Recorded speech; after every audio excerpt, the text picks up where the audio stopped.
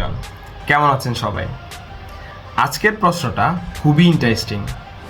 যদি আজ মেসি ঘোষণা দেন আমি আর আর্জেন্টিনার হয়ে খেলবো না, তাহলে কি আর্জেন্টিনার কোটি কোটি ফ্যানও ধীরে ধীরে হারিয়ে যাবে?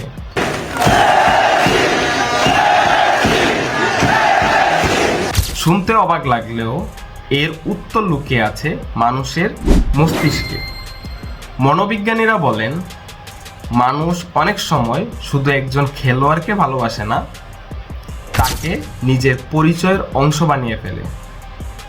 এই ঘটনাকে বলা হয় হিরো আইডেন্টিফিকেশন।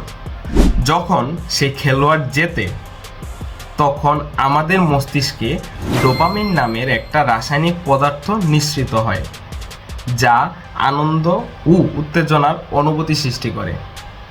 বছরের পর বছর এই অনুভূতি একটি খেলোয়াড়ের সঙ্গে যুক্ত হতে হতে অনেকের কাছে মেসি মানেই আর্জেন্টিনা হয়ে যায়।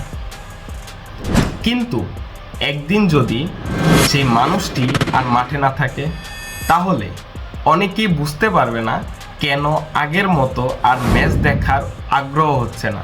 কারণ ফুটবলের প্রতি ভালোবাসা শেষ হয়নি, আবেগের উৎসটাই বদলে গেছে।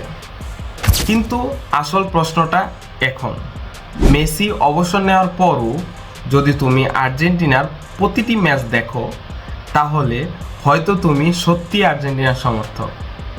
আর যদি ধীরে ধীরে খেলা দেখাই বন্ধ করে দাও, তাহলে কি তুমি কখনো আর্জেন্টিনার ফ্যান ছিলে, নাকি শুধু মেসির? কমেন্টে শুধু একটি শব্দ লিখে যাও, মেসি নাকি আর্জেন্টিনা।